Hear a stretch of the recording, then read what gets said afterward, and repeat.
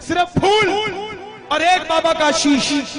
दुनिया में तमाम देव जितने हैं सबका पूरा शरीर, मगर हमारे खाटू वाले श्याम के सिर्फ एक शीश है। क्यों है जरा सुनिएगा प्रेम से।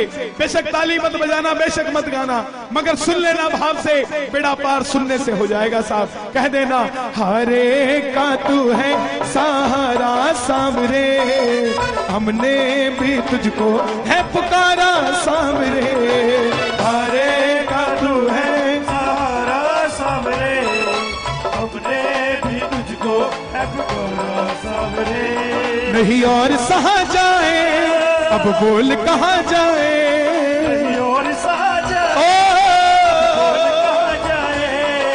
हारे का तू है सहारा सावरे, हमने भी तुझको है पुकारा सावरे।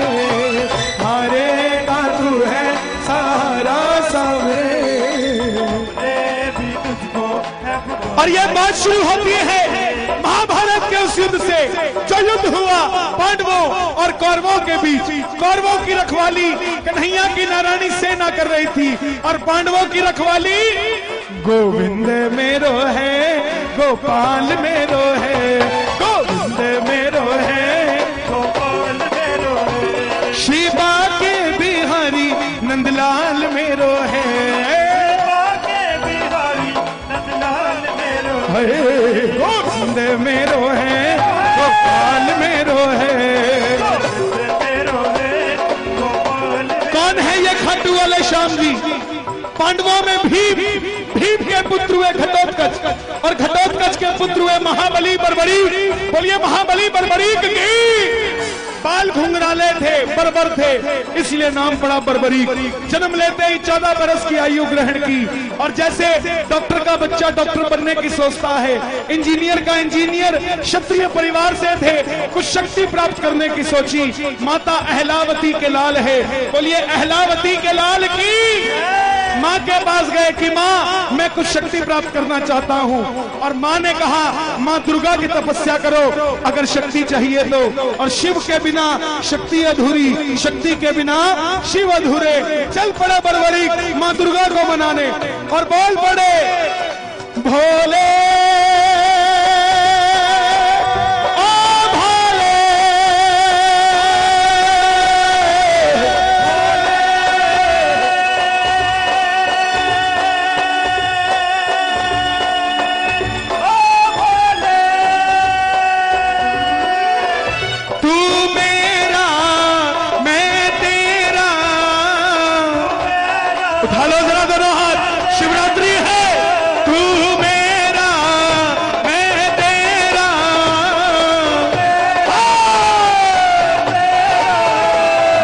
शाम से मिला दे, मेरा यार तू मिला दे मुझे शाम से। और माँ दुर्गा की तपस्या से 3 बाण ऐसे प्राप्त किए जिससे तीनों लोग जीत सकते थे। जब आदमी के पास धन आता है तो खर्चने का मन आता है, और जब शक्ति आती है तो इस्तेमाल करने का मन आता है। बर्बरीक के भी मन में उठा कि मैं भी महाभारत के युद्ध में जाकर अपना कौशल दिखाऊं। माँ के पास गए कि माँ मैं भी युद्ध में भाग लेना चाहता हूँ। माँ ने सोचा कन्हैया की सेना कौरवों के पास है, पांडव कमजोर होंगे। वचन ले लिया बेटा जा, मगर जाने से पहले 2 वचन दे। पहला वचन जो युद्ध में हारेगा तो उसका सहारा बनेगा। एक बार कह देना प्रेम से, हारे के सहारे आजा तेरा दास पुकारे आजा।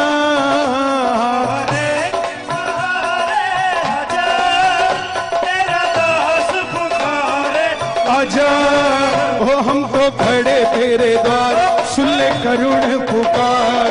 खड़े तेरे द्वार, सुन ले करुण। और दूसरा वचन रास्ते में कोई भी तुझसे कुछ भी मांगे तो इनकार नहीं करेगा।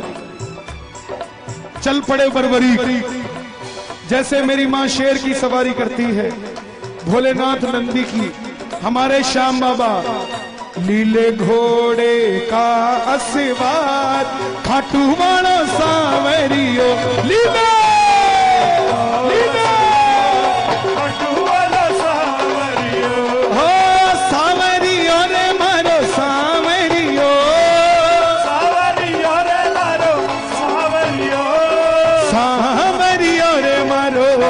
सावरियो होली ने घोड़े का सवार खाटू वाला सावरियो। चल पड़े बरबरी, चारों दिशाएं हिल उठी। कौन आ गया ये युद्ध में? एक 14 साल का बच्चा लीले घोड़े पर सवार होकर युद्ध की ओर बढ़ता हुआ। दुर्योधन हिल गया, भीष्म पितामह हिल गए, अर्जुन हिल गया।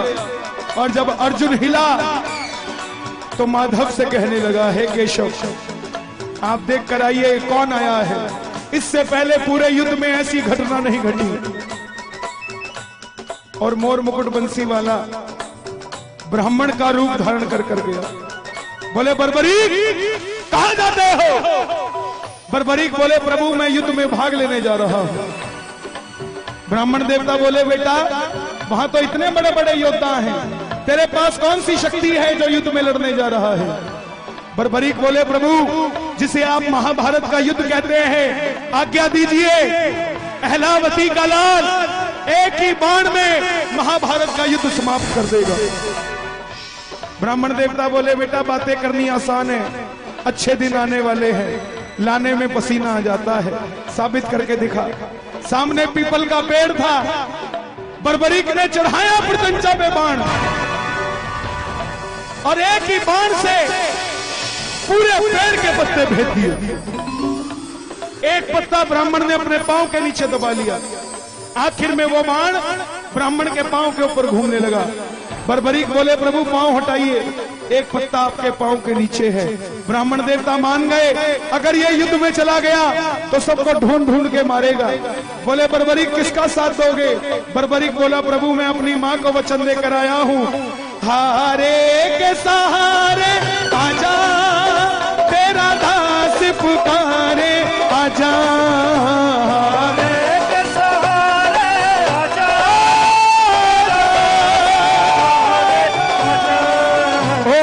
खड़े तेरे द्वार सुन ले करुण पुकार।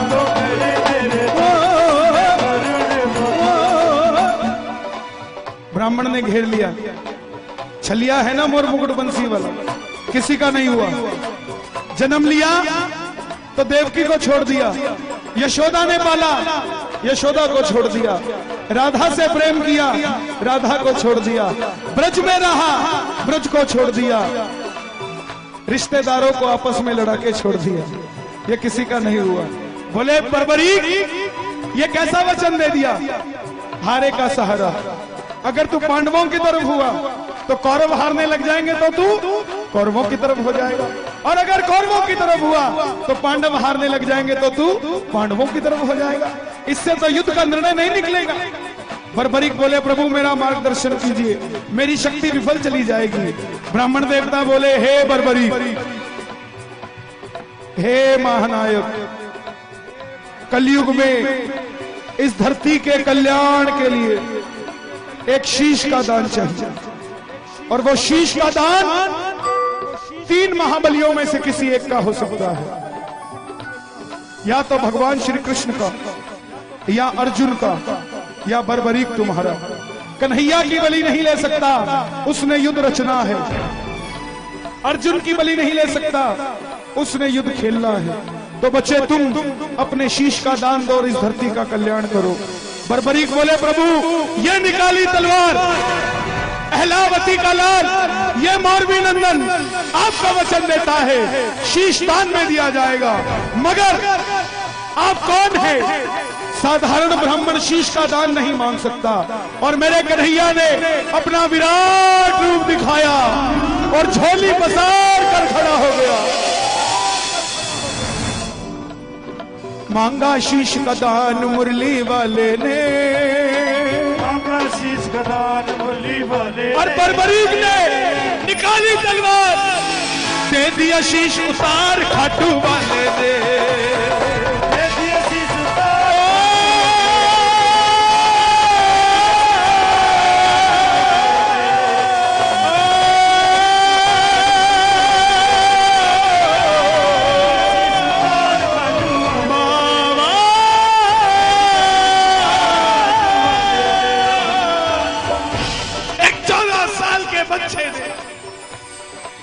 शीश उतार कर दे दिया। मगर बोला प्रभु योद्धा हूं, लड़ने आया था, लड़ नहीं पाया, देखने की इच्छा रखता हूं। कन्हैया ने उस शीश को अमृत पिलाया और सोलन के पास प्रचूड़ पर्वत है, गूगल उसे चूड़धार पर्वत कहता है, उस पर वो शीश रखा गया।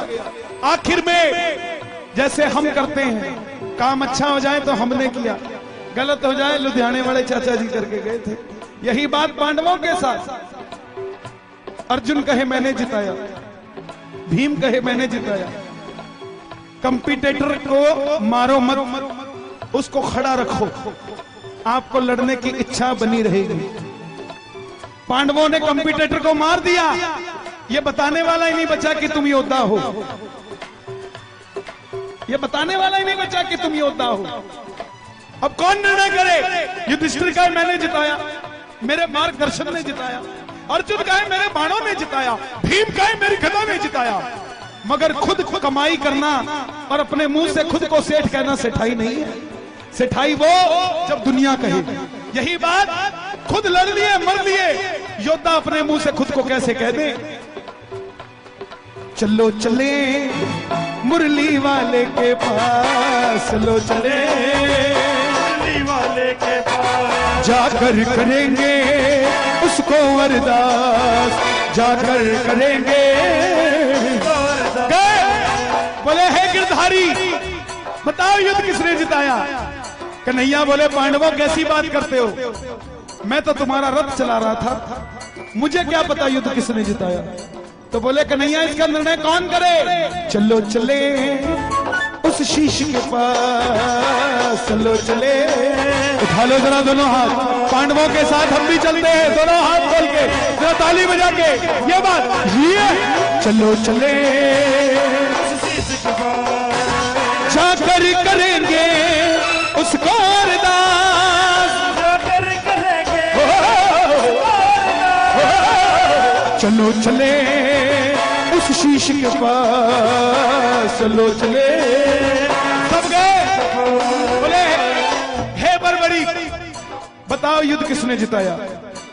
बर्बरीक के शीश से आवाज आई, हे पांडवों तुम जो अभिमान करते हो किस चीज का करते हो? मुझे पूरे युद्ध में सिर्फ और सिर्फ भगवान श्री कृष्ण का सुदर्शन चक्र चलता दिखाई दिया। युद्ध में मरने वाला भी कन्हैया था, मारने वाला भी कन्हैया था। अर्जुन तुम अपने आप को योद्धा कहते हो, तुम्हारे रथ पे कन्हैया पूरी धरती का भार लेकर बैठा था और कर्ण के रथ में अकेला कर्ण था। वो बाण चलाता था तो भी तुम्हारा रथ 2 कदम पीछे जाता था, तुम बाण चलाते थे तो भी उसका रथ 2 कदम पीछे जाता था।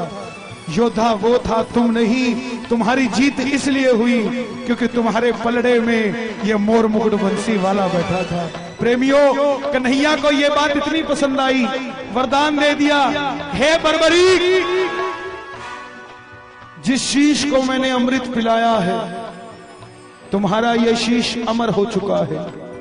कलयुग प्रारंभ होते ही मेरी 16 की 16 कलाएं तुम्हारे इस शीश में विराजित हो जाएंगी।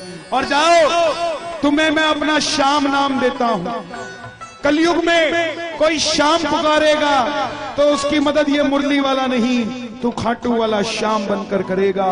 और जो वचन तूने अपनी मां को दिया, हारे का सहारा, जो भी हार कर तेरे दरबार में आ जाएगा उसे दुनिया में कोई दोबारा हरा नहीं पाएगा। और दूसरा वचन कि जो भी कुछ भी मांगेगा तू इनकार नहीं करेगा। तेरे दरबार में ये कथा सुनकर जो पहली बार कुछ भी मांग लेगा सच्चे दिल से, अगर उसकी नियत सही होगी तो उसको तेरे दरबार से जरूर मिलेगा। ये वही खाटू वाला श्याम है। एक बार कह दो जय श्री श्याम। छोड़ेंगे ना हम तेरा द्वारो बाबा, मरते दम तक छोड़ेंगे ना हम तेरा द्वार ओ बाबा, मरते दम तक, मरते दम नहीं अगले जन्म तक, मरते दम नहीं देखो जन्म तक। इसके इसके बाद एक दो भजन और सुनाऊंगा, फिर आरती करेंगे बाबा की। आनंद आ रहा है तो जरा दोनों हाथ उठाना, प्रेम से कह दो, हो मरते दम नहीं अगले जन्म तक,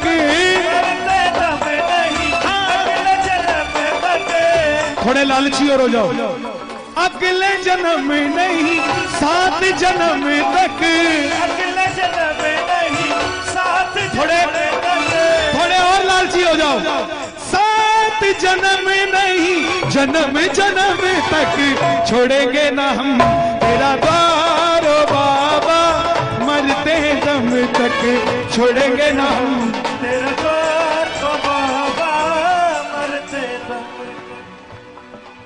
निर्बल को बल हो देते अजब तुम्हारी माया हो बाबा, अजब तुम्हारी माया, हो बाबा, अजब तुम्हारी माया, खेल तेरी शक्ति का जग में कोई समझ न पाया हो बाबा। कोई समझ न पाया। हमारे दिल्ली में एक साड़ियों का बहुत बड़ा व्यापारी था, उसने कीर्तन कराया, उसका नौकर स्टेज पे चढ़ गया, उसने धक्का दे दिया उसको, ओए नीचे उतर, ये तुम्हारे लिए स्टेज नहीं बनाया। उस नौकर ने क्या किया? उस नौकर ने कुछ नहीं किया, नौकरी तो उसी रात छोड़ दी सेठ की। इस सेठ को बोला, हे मालिक